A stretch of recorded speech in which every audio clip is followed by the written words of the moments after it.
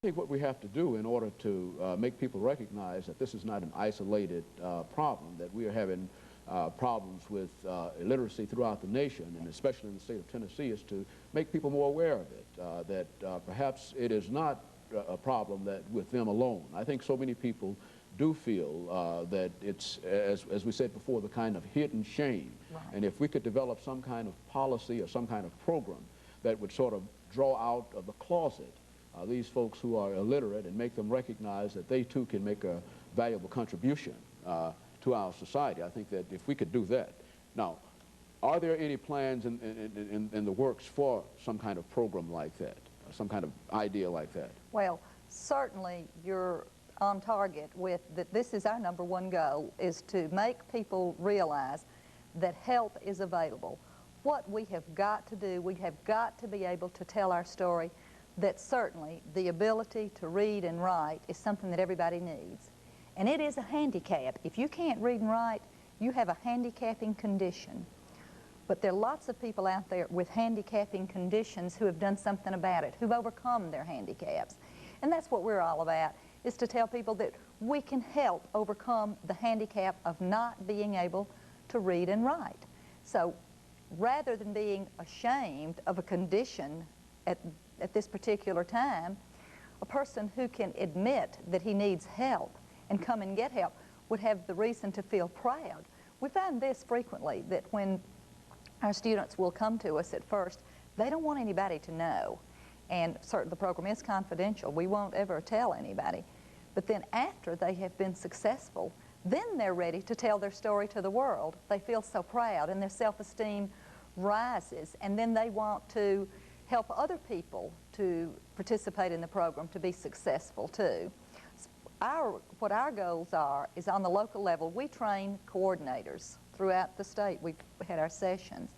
And part of our training deals with what we call sensitivity and awareness. We spend a great deal of time on that.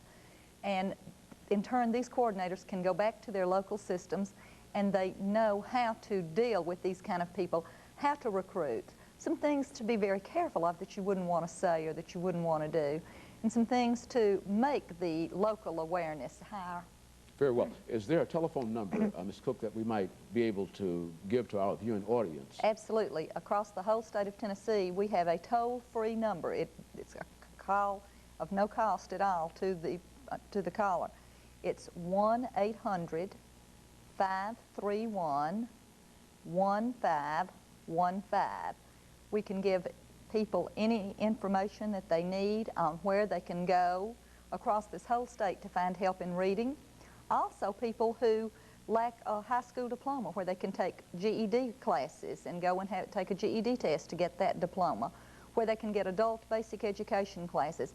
I would say any adult that needs any kind of information about learning could call that 800 number and get the information. Very well. Finally, Ms. Cook, let's wrap it up by talking to this question of the relationship between the state agencies and the volunteer agencies. According to all of the information that we've heard, there's a strained relation between these two agencies. Is there any possibility of bringing about some kind of harmony between the two groups?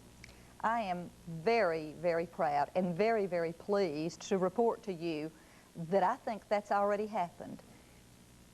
Before this year, I'm not really sure of what maybe some of the problems have been, but I do know that in the past few months that personally I have met with lots of these private agencies. We are in contact with each other now practically on a weekly basis. We are referring clients to them, they're referring clients back to us. The Tennessee Literacy Coalition has just begun again, and just this month met again after it had not been working so well in the past several months, and it's up and geared up again. So I feel like that we've got really, really good news there. Very well. We've got about a minute before we call it quits for the day. Ms. Cook, and perhaps you can use this last minute to summarize or give some information in reference to some of the things that you think we should have talked about. Okay. What I'd like to say, because of the people out there, there might be somebody out there watching right this minute whose life could be changed if he would call that number, that 1-800-531-1515. and have the courage, it does take a lot of courage, but have the courage to call that number and say, I need help, and you tell me you can help me. Please help me. We're available, and we can do that.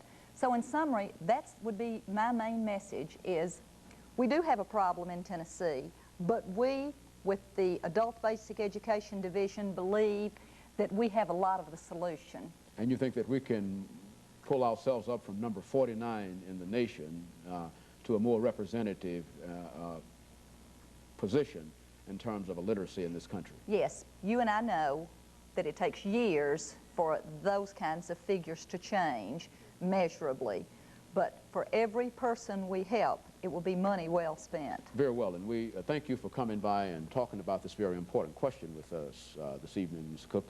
And this is Dr. James Haney bidding you good night for Black Pulse.